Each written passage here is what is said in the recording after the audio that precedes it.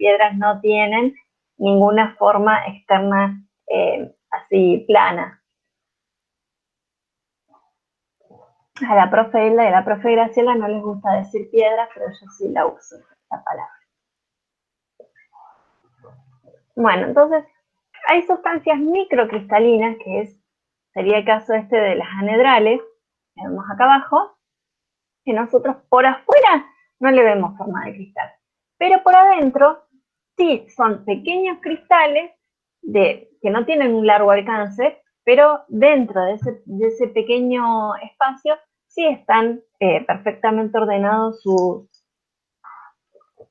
átomos. Entonces,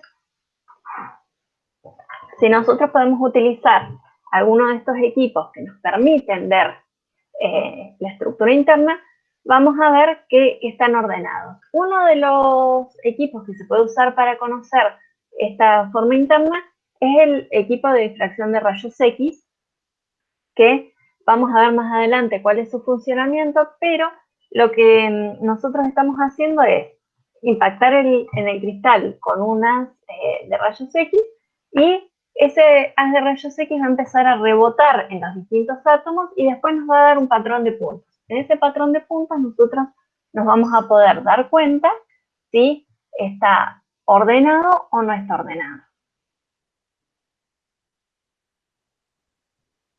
Bien. Hay distintas formas en que los minerales pueden ir cristalizando. Vamos a ver una unidad específica de estos procesos de cristalización también. Se pueden ir creando a partir de disoluciones.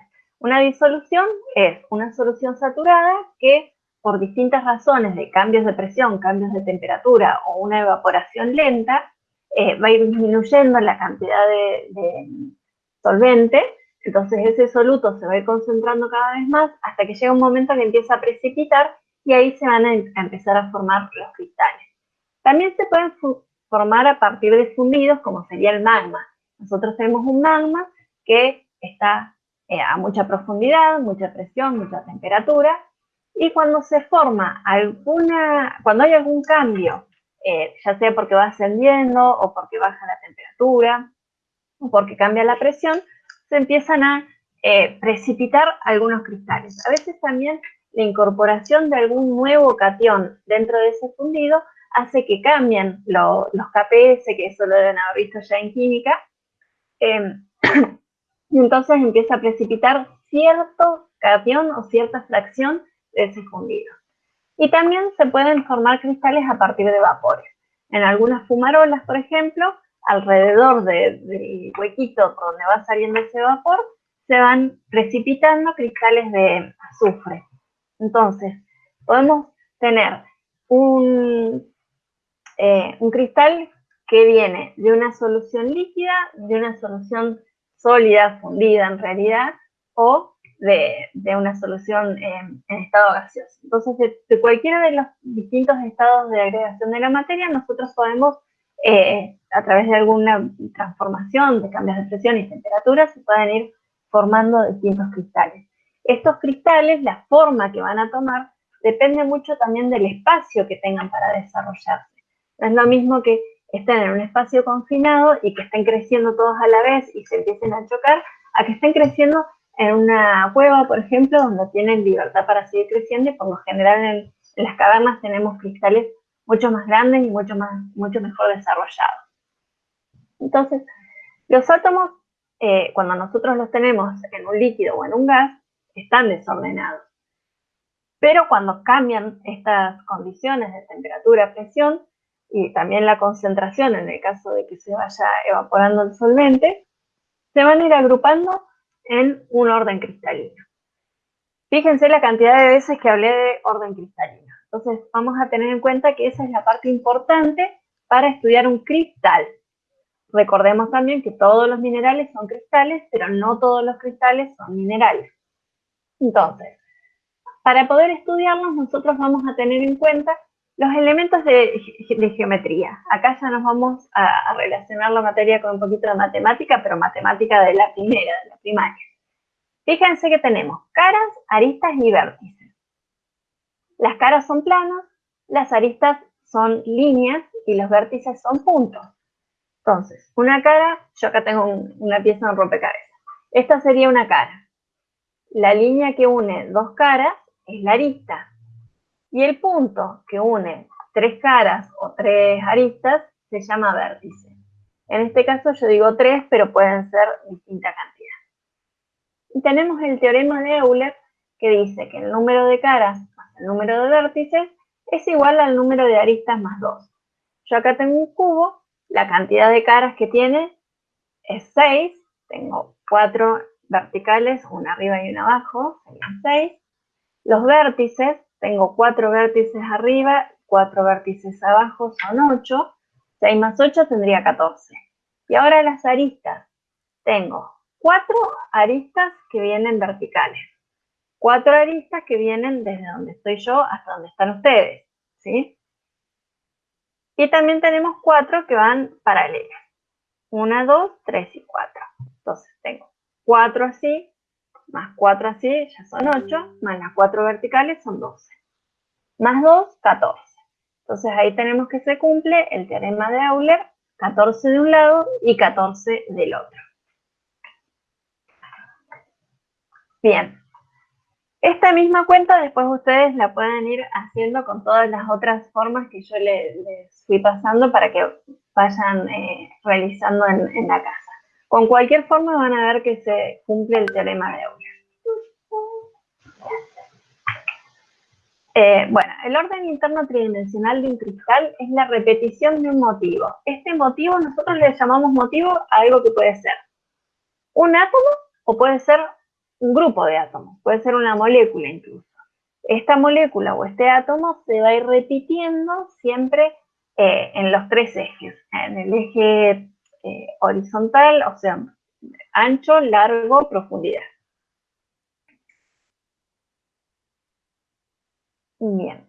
Estos diagramas ordenados constituyen un estado energético menor que el estado aleatorio. ¿Qué quiere decir esto? Que se van compartiendo los electrones, ustedes esto ya lo tienen que haber visto en química, que para tener una mayor estabilidad, los átomos se van uniendo en función a las necesidades. Y en función a esas necesidades energéticas se van a ir combinando en distintos tipos de enlaces. ¿Se acuerdan? Enlace catiónico, enlace iónico, enlace metálico. Esos 3 son los que más importancia van a tener en los minerales.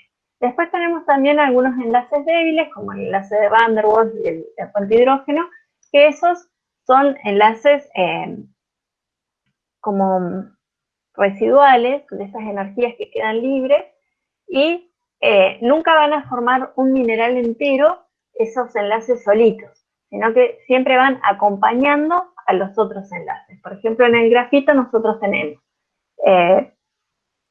enlaces covalentes en un plano y entre un plano y el otro vamos a tener un enlace débil que va acompañando. Pero el grafito en sí no está formado solamente por el enlace débil.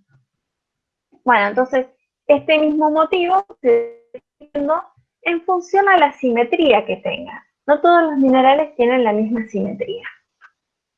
Y eso es algo que nosotros, una herramienta de la cual nos vamos a hablar para poder identificar los minerales.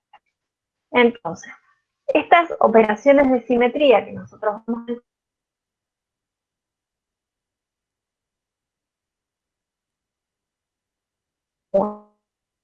dando una al lado de la otra, puede ser de rotación o puede ser una combinación de ambas. Hay muchas combinaciones distintas con y sin traslación. Entonces, la traslación vamos a decir que es cuando algo se traslada a una distancia t y se repite, se vuelve a repetir y se vuelve a repetir. La rotación es cuando yo veo, si tengo una cara, por ejemplo esta que tienen acá ustedes, giro 9 grados y se me vuelve a repetir la misma cara, con la misma forma, vuelvo a girar y se me vuelve a repetir la misma cara, y así. Esa rotación es a través de un eje imaginario, el eje estaría donde yo tengo apoyados mis dedos, y a medida que yo voy girando se ve repitiendo. Y ahora existe también la traslación y la rotación juntas, que van a generarme un diagrama que se va a ir complicando en las 3 dimensiones. Esto tranquilos porque lo vamos a ir viendo de a poco. A la rotación, la traslación, se le llama eje tornillo porque yo tengo una toma acá, giro 90 y lo tengo un poquito más arriba, giro 90 y lo tengo al medio, giro 90 y lo tengo a 3/4, y giro 90 y lo tengo en la otra punta. Eso sería un eje tornillo. Nosotros vamos a tener la traslación, como se ve en el primer diagrama, es un motivo que se vuelve a repetir cada cierta distancia t.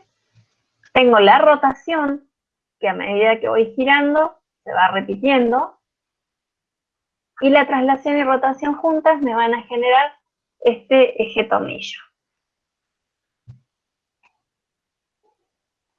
Bien, nosotros tenemos diagramas ordenados y cada diagrama ordenado va a tener distintas propiedades. Entonces, nosotros habíamos visto plano, línea, punto, ¿se acuerdan? Plano, cara, línea, arista, punto, vértice. Con los elementos de simetría pasa lo mismo. Este eje que yo les decía es una línea imaginaria que pasa por el medio del cristal. Es una línea. Pero también vamos a tener planos que nos reflejen una simetría. Este plano sería un plano que es similar a un espejo, que está dividiendo al cristal en una mitad y en otra mitad, y nosotros lo que vemos es que a partir de este plano se ve lo mismo para los dos lados, que es la imagen que nosotros tenemos abajo con las dos manitos. Si yo pongo una mano y un espejo, me aparece la otra mano. Esta imagen que se crea a partir del espejo, vemos que es mano derecha y mano izquierda, ¿sí? Son dos manos distintas. Yo no me puedo poner el guante de la mano derecha en la mano izquierda. No me puedo poner la zapatilla derecha en el pie izquierdo, porque la forma que tienen es distinta. Entonces, lo que vamos a decir es que son pares enantiomorfos, son dos imágenes distintas. En cambio, la rotación, que habíamos hablado recién, un eje de rotación, me va a generar caras que son siempre iguales. Si esta es mano derecha, esta es mano derecha, esta es mano derecha y esta también. A eso les vamos a llamar pares congruentes.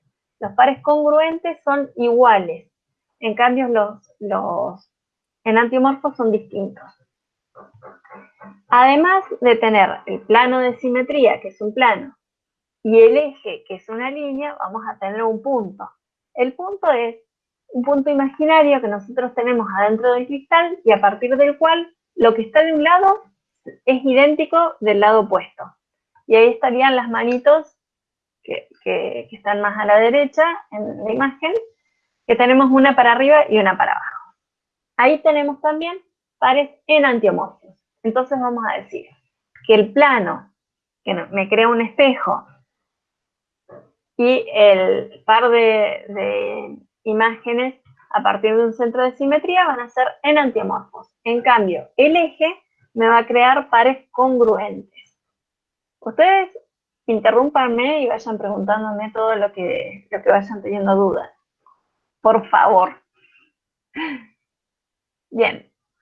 Entonces, los cristales se van a ir formando por esta repetición de imágenes o de unidades estructurales. Bien, como les había dicho antes, depende del medio externo en el cual se desarrolla el cristal, si vamos a tener cristales euedrales que se van a notar bien todas las caritas, o vamos a tener cristales anedrales que esta simetría solamente la voy a poder ver cuando yo utilice algún equipo específico. Bien.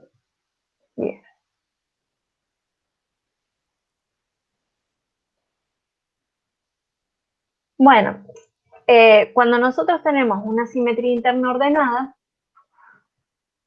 las caras externas habíamos dicho que si esta simetría tiene posibilidades de crecer en un ambiente libre para que se desarrollen todas las caras, vamos a notar una simetría.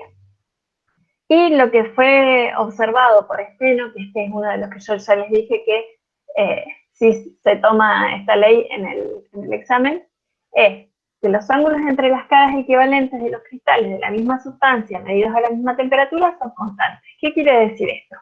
Nosotros tenemos algunos ejemplos como la pirita, que suele tener un buen desarrollo. La pirita tiene forma cristales cúbicos. Entre cada par de caras, yo voy a medir y voy a notar que hay un ángulo de 90 grados. En este otro, siempre en todos los ángulos voy a notar que hay 90 grados. En el caso del cuarzo, vieron que el cuarzo muchas veces tenemos esos cristales hexagonales larguitos.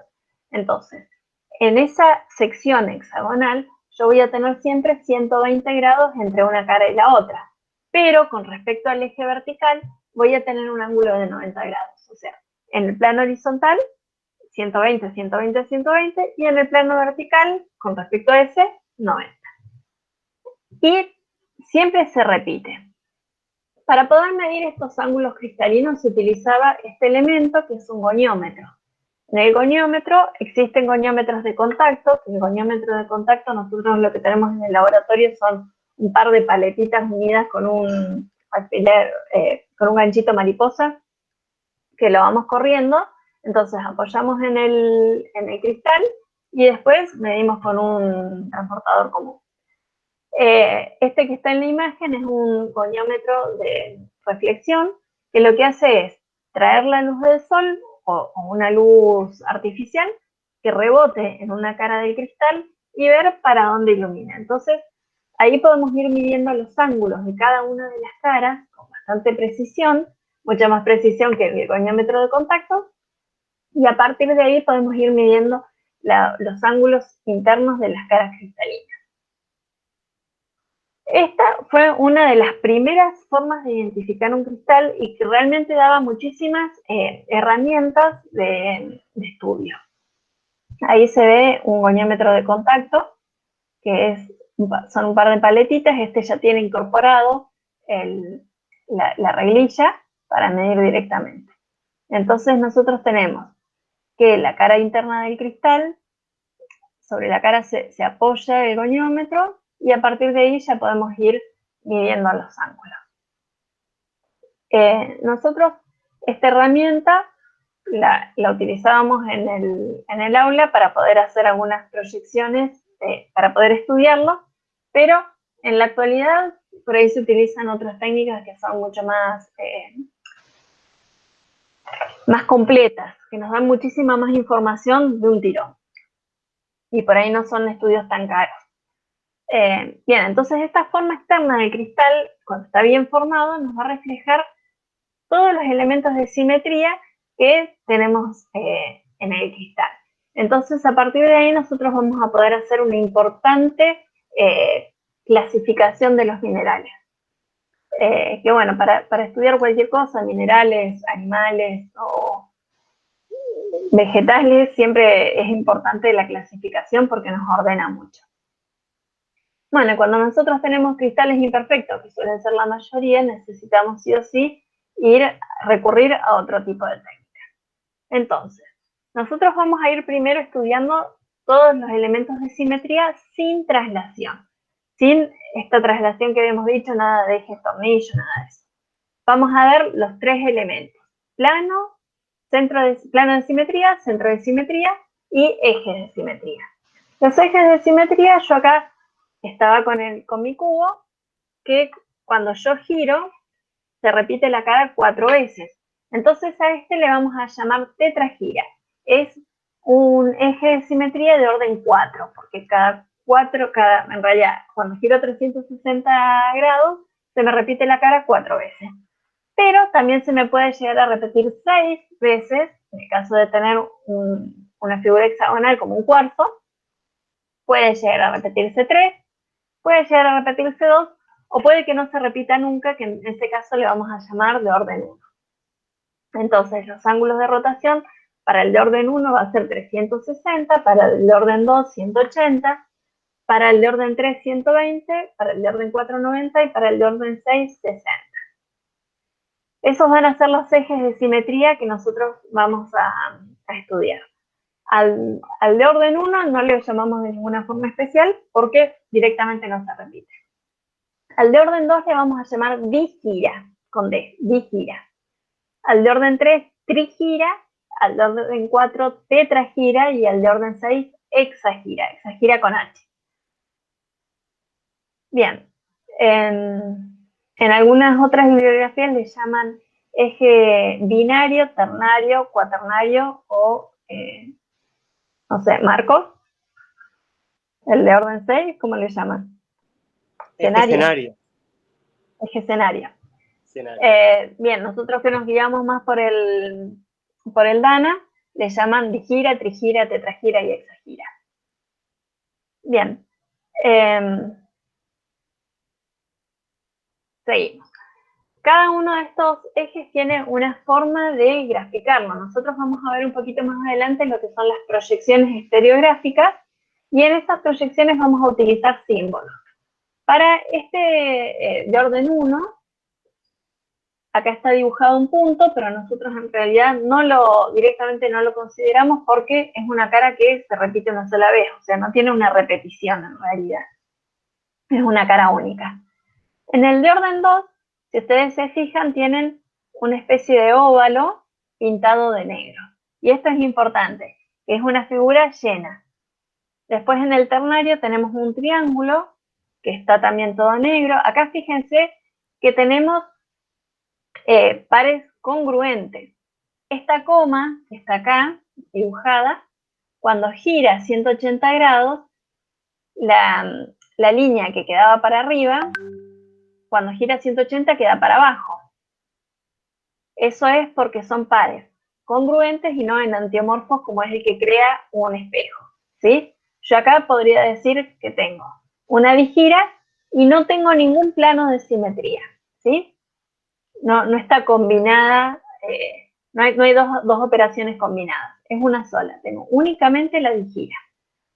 A la derecha tengo la trigira, que es un triángulo completamente negro, y que vemos también esas comas que van girando 120 grados y va conservando la línea para afuera, ¿sí? Después tenemos el eje cuaternario, que también es lo mismo, con la comita para afuera, y es un cuadrado negro. Y la hexagira tenemos un hexágono negro y también cada 60 grados se van a ir repitiendo esa imagen. Nosotros acá ponemos unas comitas, en realidad ponemos cualquier motivo, pero en los cristales esos serían caras, ¿no es cierto? Nosotros tenemos un eje y a partir de ese eje se van a ir repitiendo las caras alrededor. ¿Hasta acá se entiende? Sí, profe. Sí, mientras espero que me contesten, me tomo un matecito. ¿Hay alguien más tomando mate? Yo lo estoy preparando. Ahí pensé que quería entrar alguien, escuché un ruidito y no era. Bueno. Nosotros ya vimos todos estos ejes de simetría. Estos ejes de simetría pueden combinarse o no con planos de simetría. El plano de simetría siempre lo vamos a representar con la letra M. La letra M significa mirror es espejo en inglés. Por eso se utiliza la letra M. Entonces, el espejo divide al cristal en dos partes iguales.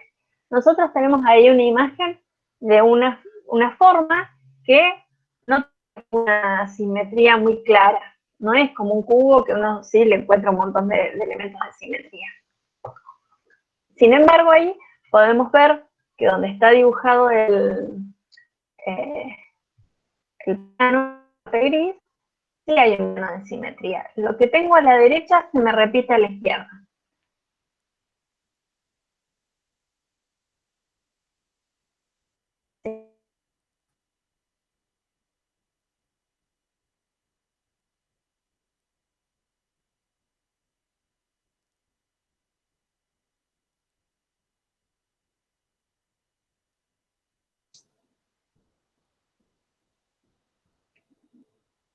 ¿Profe?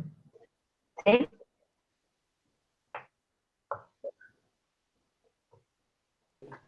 Se había cortado un momento. Se cortó el internet, profe. Ah, perdón. Les decía, si yo en vez de tener este plano de simetría en esta posición, lo pongo transversal, perpendicular. ¿Existe plano de simetría?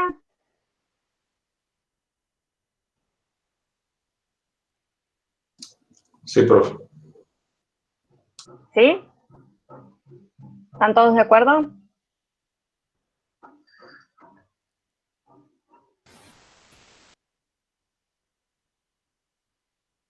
No, la respuesta es no, no hay un plano de simetría. ¿Por qué? Porque si yo pongo en este lugar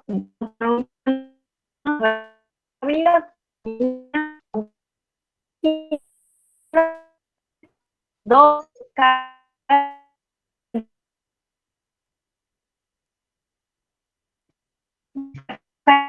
de este lado. Vane, se te recorta. Ups.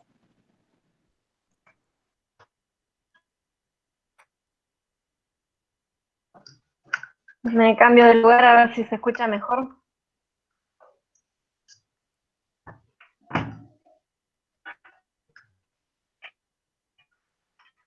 A ver,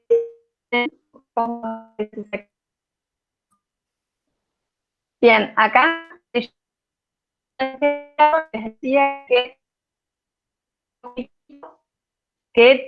tendría que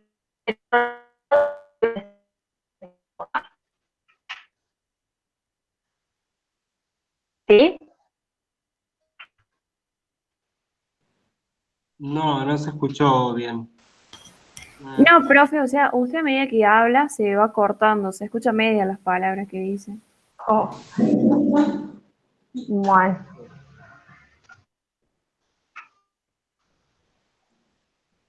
A ver.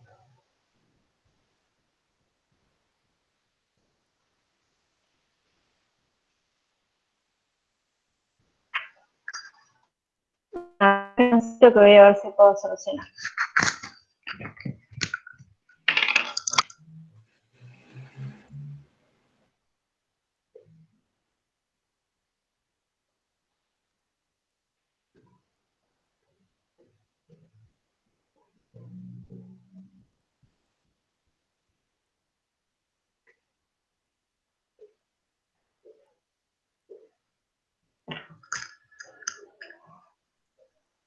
Bueno, a ver. Continúo y espero que se escuche bien.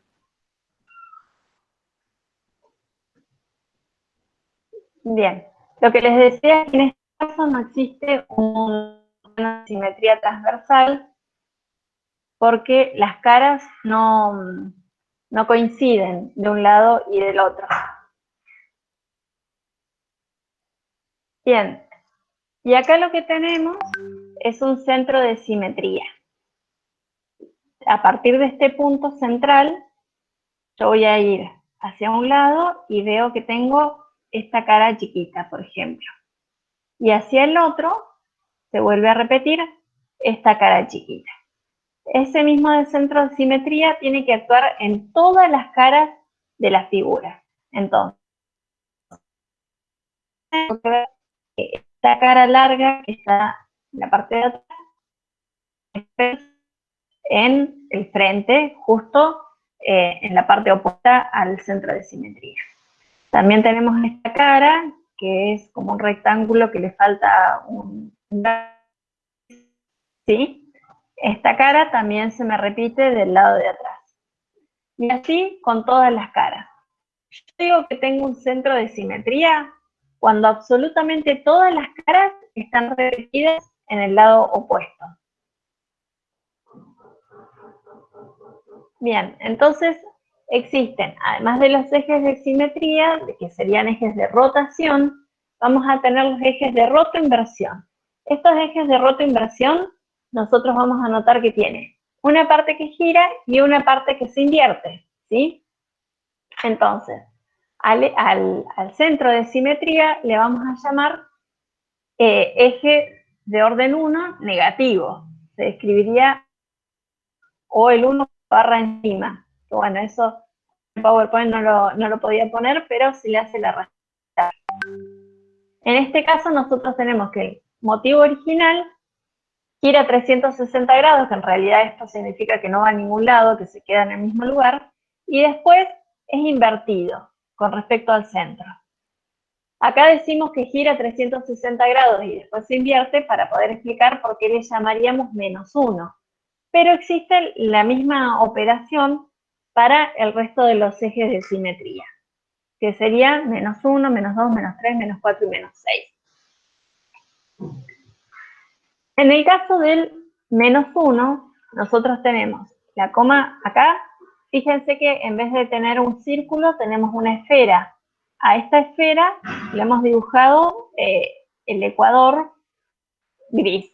Y a la derecha tenemos expresado lo que estaría pasando en el ecuador.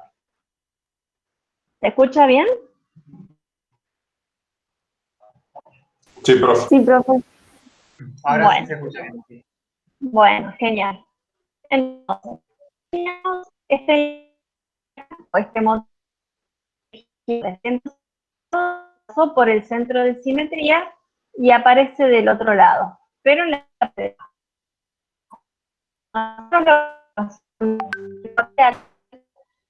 una línea llena, negra, y otro está abajo que está con una Profe, línea punteada. disculpe, se volvió a cortar.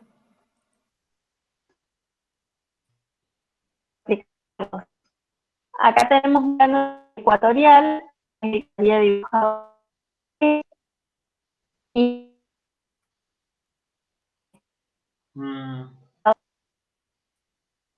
la vamos a dibujar negra.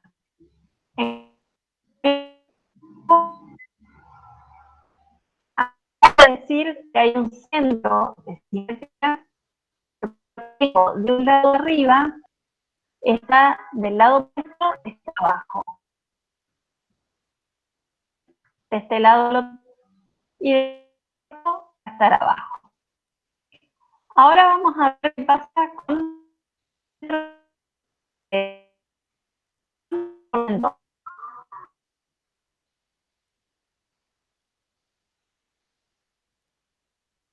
Vane, no se te escucha nada ahora directamente. explicando vos, Marcos. Que no se te escucha nada directamente ahora.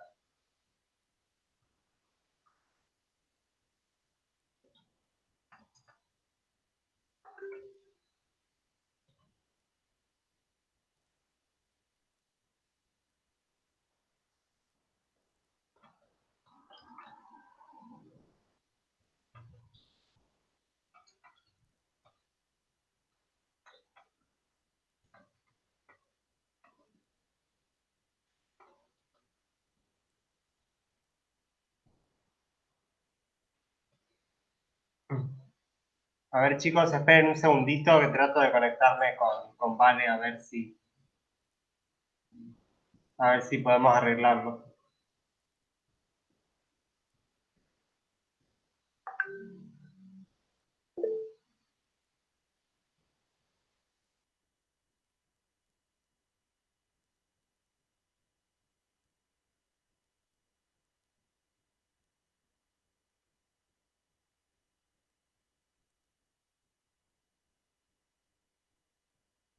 ¿Ahí se ve? Yo la veo chiquita, Yo también. no la veo pantalla completa. No. ¿Y cómo hago para ponerla como decís vos? Como presentación de diapositiva, ahí, esa. ¿Ahora se ve bien? Vos poner el cursor en el de orden 2, donde está la comita de arriba. Ahí. ¿No está? ¿No la ven? No veo tu cursor. Bueno, fíjense en la segunda imagen, la que está en el medio del lado izquierdo. Ahí nosotros tenemos en la parte superior una comita negra, que esa comita gira 180 grados, pero no se refleja justo ahí, sino que pasa por el centro de simetría y aparece abajo. Entonces, en la proyección que nosotros tenemos a la derecha, vemos que coincide la cara de arriba y la cara de abajo en el mismo lugar, ¿sí? Entonces, este eje de rotoinversión de orden 2 va a ser equivalente a tener un plano de simetría en el ecuador, ¿sí? Todo lo que está arriba se me va a repetir abajo. Cuando nosotros tenemos esa coincidencia del mismo motivo arriba y abajo, lo vamos a dibujar de esa manera que está ahí.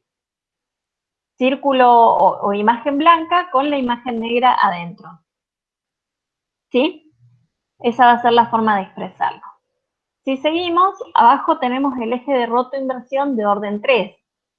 En este caso, la imagen, la primera, va a girar 120 grados, pero no va a quedar expresada justo ahí, sino que va a pasar por el centro de simetría y se refleja del lado de abajo del lado opuesto.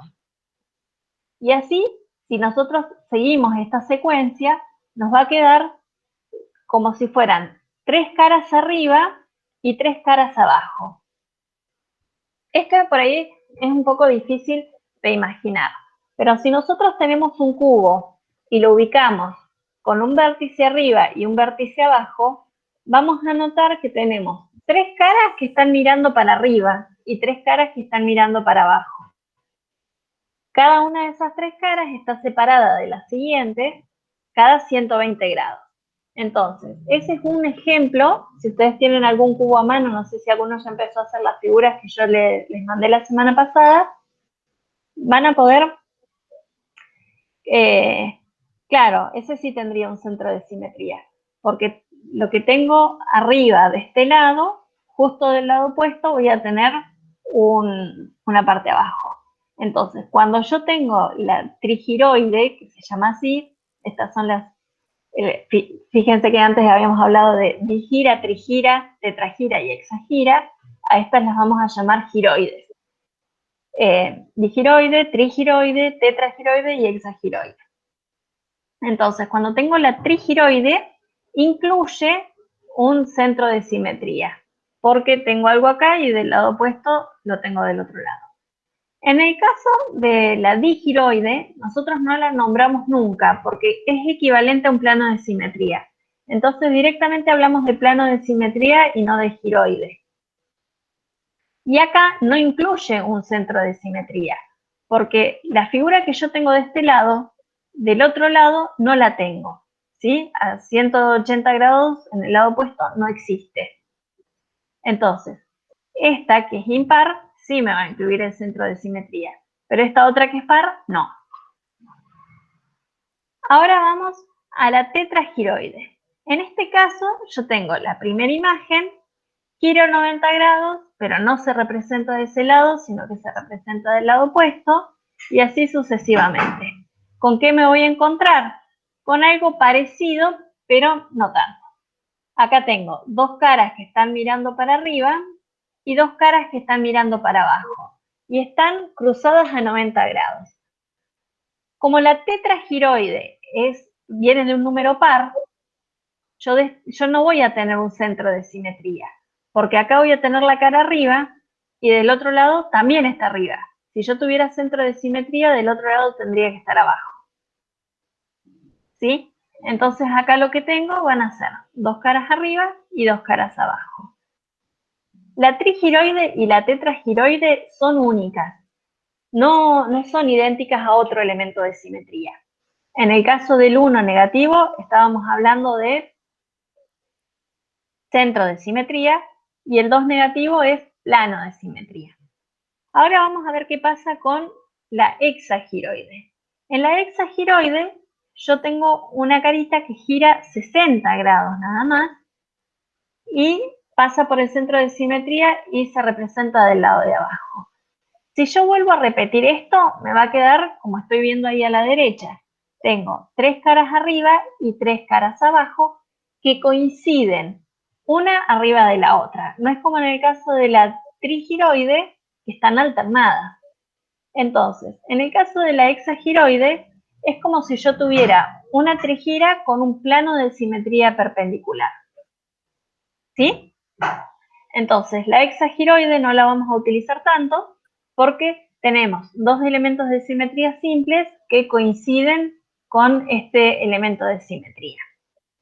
Entonces, vamos a tener en cuenta que los ejes de rotoinversión, el eje de orden 1 es centro de simetría, el de orden 2 es plano, y ya el de orden 3, 4 y 6 sí van a ser elementos por sí mismos.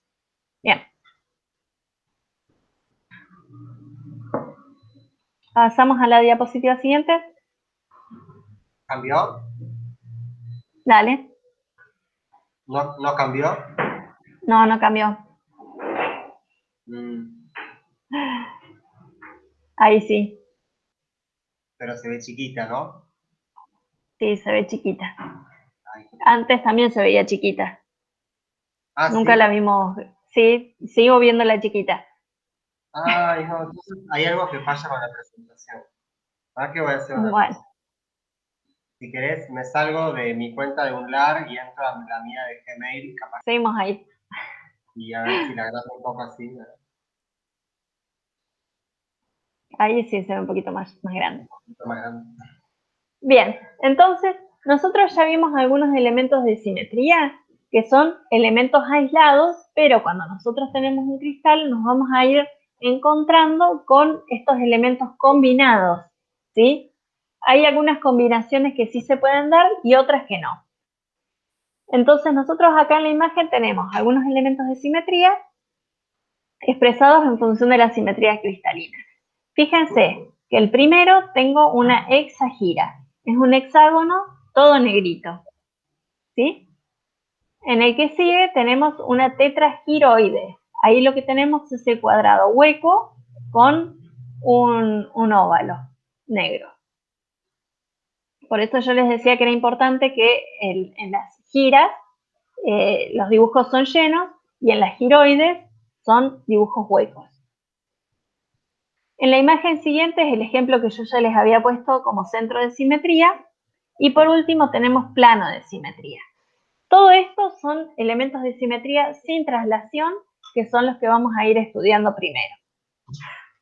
Bien, vamos a ir viendo las reglas de simetría. La diapo siguiente. Va. Las reglas de simetría son reglas que se han ido observando. No es que se ha hecho la regla y después los minerales la van cumpliendo, sino que en base a las observaciones hay algunas combinaciones que sí se pueden dar y otras combinaciones que entrarían en conflicto. Entonces, si yo tengo un centro de simetría y un plano de simetría, que sería el que está acá dibujado como rayadito, y una gira de orden normal, de orden par normal al plano, son elementos tales que la presencia de dos de ellos condiciona la existencia del tercero. Entonces, si yo tengo un centro de simetría y un plano de simetría, sí o sí va a haber una digira. ¿Sí? Eso es lo que significa. Vamos a la regla siguiente. Si tengo un centro de simetría, un plano de simetría y una gira de orden impar, en el anterior era orden par, son tales que la presencia de dos de ellos excluye la presencia del tercero. O sea, centro de simetría, plano de simetría y una gira de orden impar son incompatibles, ¿sí? Acá estaría dibujado una figura que sí tiene centro de simetría, pero los planos de simetría es como que tienden a cortarse. Cuando yo tengo una trigira arriba, es como que son incompatibles. Vamos con la regla siguiente. Bien, si tengo cierta cantidad de planos de simetría vinculados con una recta común, acá serían planos de simetría que la recta común sería el eje vertical. Si los ángulos diedros de valor 180 sobre n, la recta de intersección va a ser un eje de simetría de orden n. ¿Qué significa? Que si yo tengo dos planos de simetría que coinciden en esta línea, acá el eje que voy a tener va a ser de orden 2. Si yo tengo 3 planos, el eje va a ser de orden 3. Si tengo 4 planos, el eje va a ser de orden 4, de orden 6. el eje de orden, la simetría de orden 5 no existe porque, por ejemplo, yo no podría completar un plano. Yo puedo completar un plano con cuadrados, como una hoja cuadriculada. Puedo completar el plano con triángulos. Lo puedo completar con hexágonos, como sería un panal de abejas.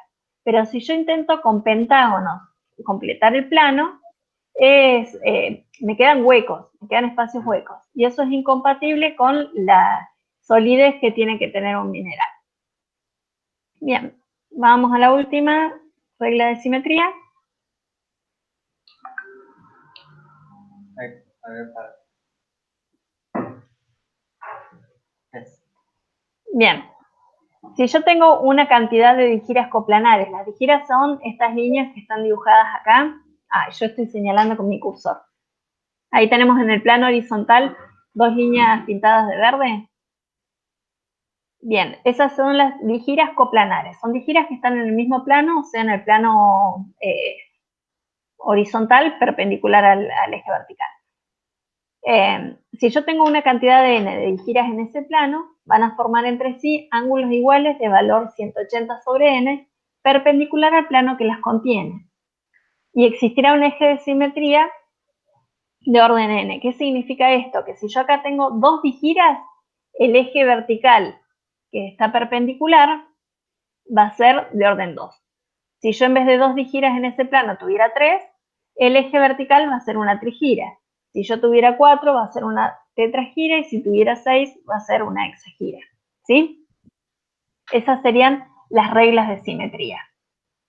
Bueno, por hoy vamos a dejar acá y ya mañana vamos a ir viendo un poco cómo se clasifican los cristales en función a los ejes. Y mañana ya les vamos a dejar una tarea para que hagan para el viernes. Así que, si ustedes quieren, en la primera tarea que les vamos a dejar, estaría bueno que tengan de las figuras que yo les envié, que hagan por lo menos el cubo. Ya teniendo el cubo, les va a ayudar mucho a ir resolviendo. Bien, en lo que vimos hoy, ¿hay alguna duda? ¿Alguna pregunta que quieran hacer? muchas. Bueno, en el grupo de WhatsApp, si ustedes se fijan, hay una descripción arriba que yo les he dejado, bueno, este enlace que quedó ahí es del año pasado. Hay un enlace de Drive. En esa carpeta de Drive todavía están puestas todas las cosas que vimos el año pasado, ¿sí? Están las clases grabadas. Ay, me olvidé de grabar la clase. Chicos, por favor, siempre me olvido de grabar las clases. Si ustedes me hacen acordar al principio de la clase que las grabe, yo después las puedo ir subiendo a la misma carpeta. Pero bueno, no está la grabación de hoy. Carpeta que sea exclusivamente de este año, por si hay alguna modificación, pero ustedes ahí pueden ir consultando todo lo que necesiten. Si ustedes quieren revisar este PowerPoint, volver a estudiarlo y les surge alguna duda, pueden mandarla al grupo de WhatsApp. Yo por ahí no les contesto enseguida, pero bueno, cuando me haga un tiempito les mando un audio o les escribo y les hago la explicación necesaria.